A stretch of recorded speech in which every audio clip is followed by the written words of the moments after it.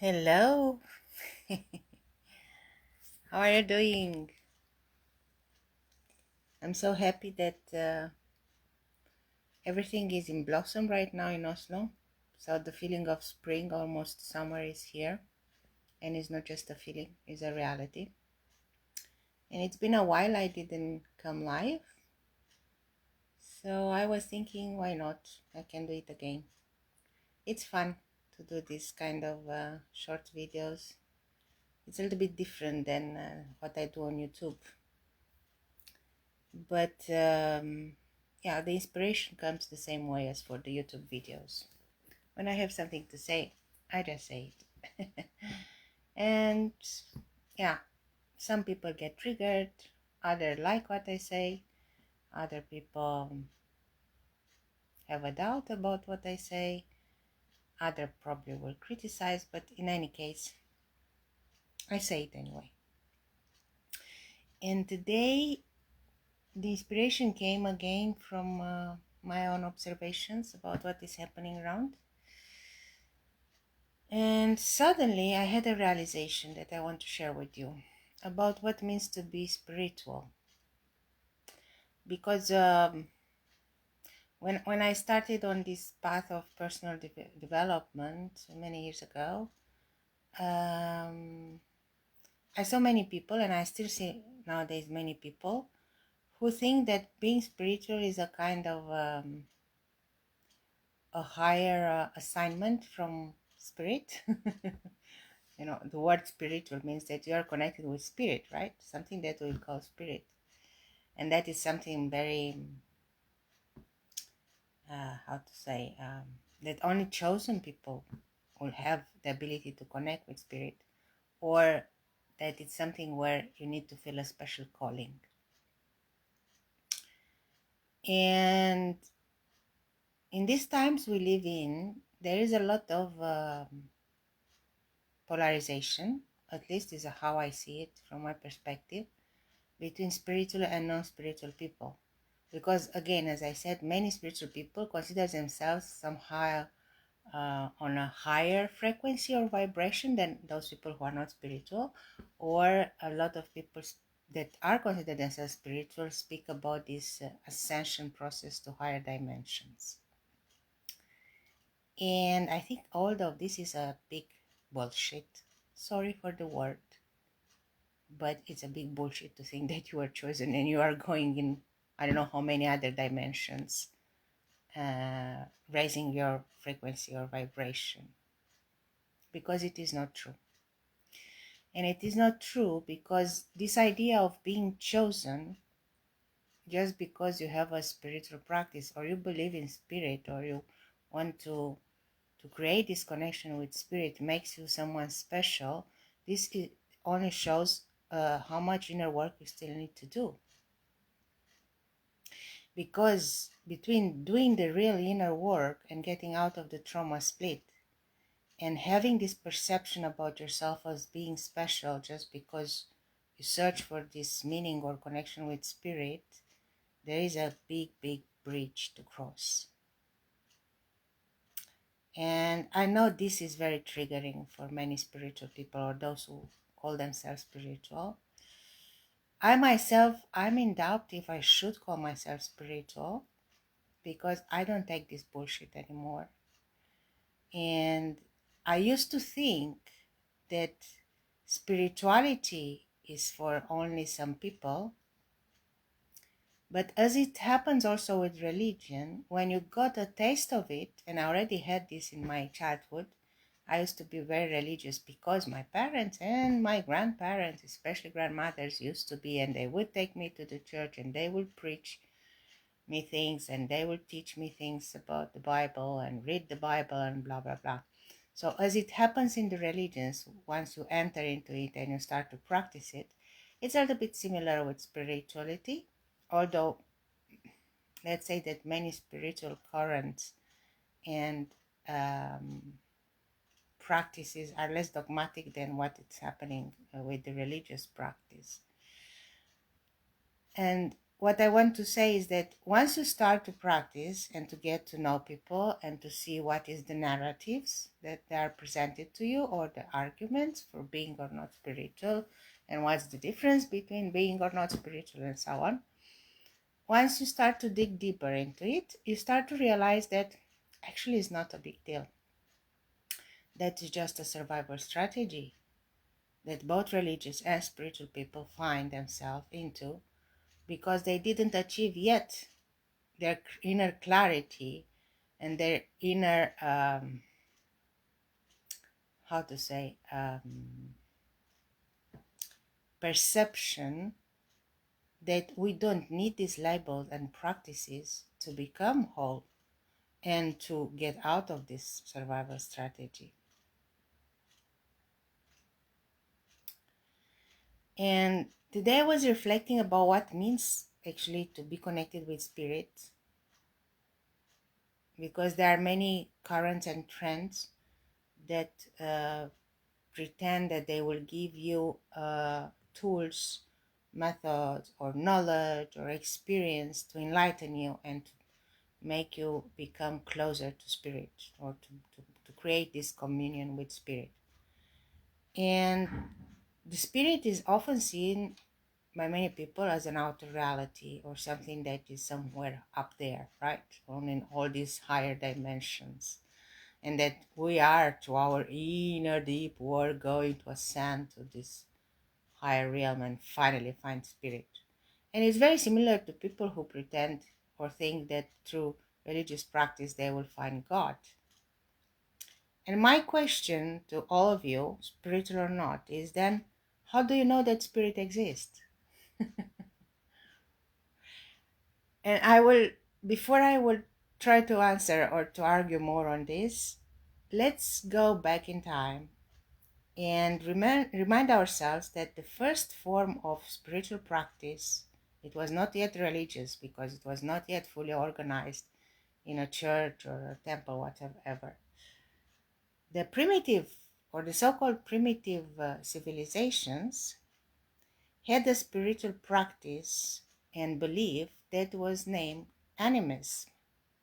They will look to nature and they will find spirit in nature in form of animals or plants or shadows on the caves, on the walls of the caves illuminated by the fire, and so on. And they will give a symbolism, a meaning to these spirits or spirit, or the representation of it. Everything has an anima, a soul, right, for them. And as such, they could, by just representing these symbols, they could have access to the essence of it. This is how they interpreted their connection with this outer world. Because at that stage, this population, our ancestors, the first ancestors, if you want to call them like that, they were living in very harsh climatic conditions. They didn't have all the comfort we have nowadays, the big houses or apartments, or all utilities we have nowadays. So their focus was very much into preservation, into survival mode, because they needed to survive the harsh conditions, the harsh winter, the predators, the animals that they have to eventually hunt if they don't want to be hunted, and so on, the diseases and other threats they had. So animism was a form of spiritual life and belief that came from this deep need of finding something stable, something that can give them sustenance and support in their life that was to a higher degree was difficult in many ways and was based on surviving. Now, returning, you will ask me why I gave this example, because it's a very basic example of the relationship between survival mode and creating a parallel reality on which we find a kind of anchor. So that parallel reality gives us something on which we think we can rely. But that doesn't mean that we are getting out of the survival mode. We continue in it. And it's pretty much the same what is happening nowadays in the spiritual realm or spiritual community. Because many of the so-called spiritual people, they might feel they are enlightened and they know and experience a lot of high achievements as spiritual people or connected to the spirit. But in reality, they just continue in their survival mode as the ancient ones. But these times, the story or the narrative is a little bit difficult because we found so many other names to what used to be animism or anima or spirit.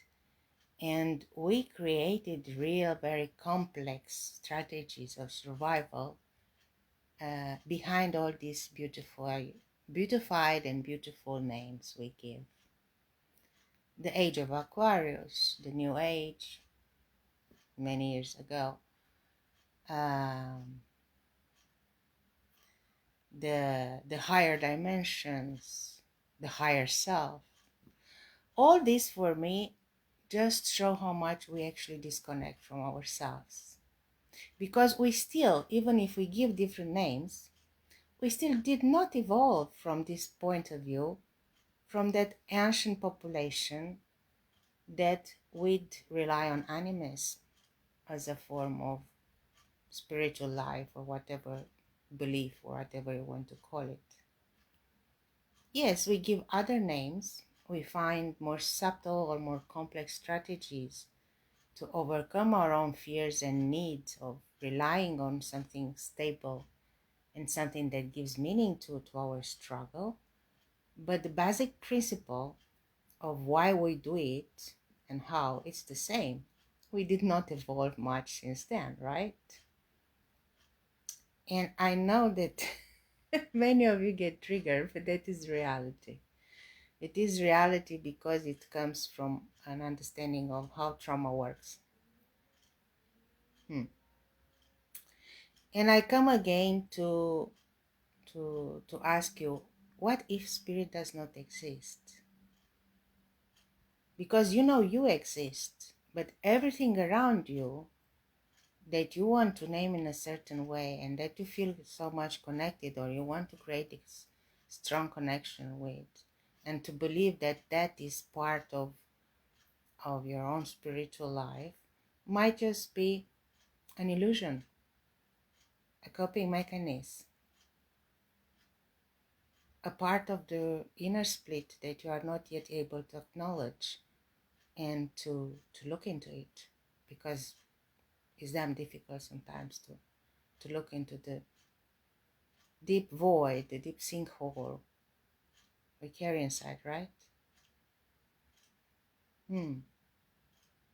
So my invitation for you today, because I'm going to close soon, don't throw it shit over me because I'm telling you this.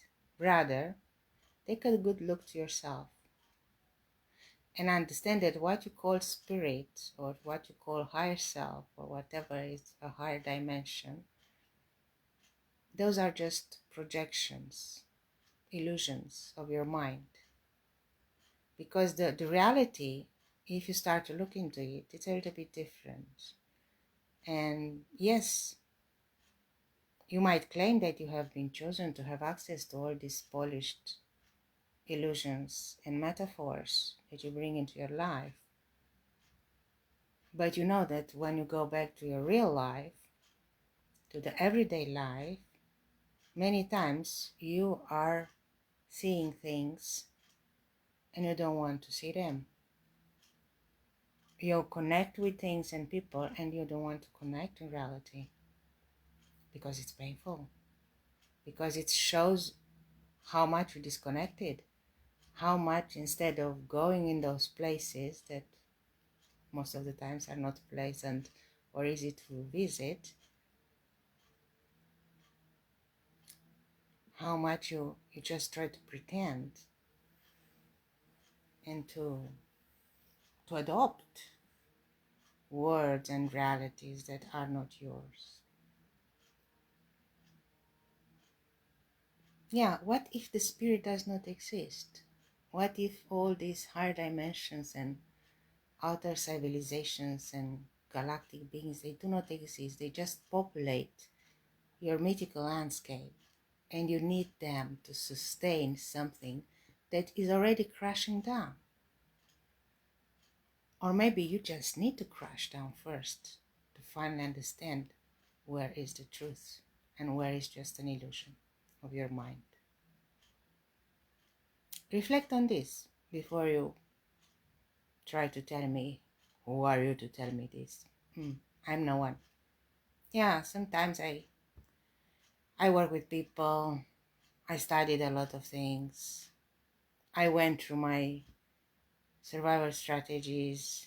I try to make sense of them and to get out of them. I'm still processing many of them. I'm no one. But maybe if any of my words today made a click with you, even if you don't want to see it or recognize it, maybe there is some truth I'm trying to say to you. And maybe tomorrow you wake up and you look into this truth for yourself. I wish you a pleasant afternoon for those who are in my schedule, my time. For those who are during night, you'll see this tomorrow. And yes, what if the spirit does not exist? And what if we don't even need to be spiritual, but just ourselves and deeply connect with everything that is already available? You might be pleasantly surprised. And of course, you know how it is. A kick in the ass can always be a step forward on your path. Thank you for watching and see you next. Bye bye.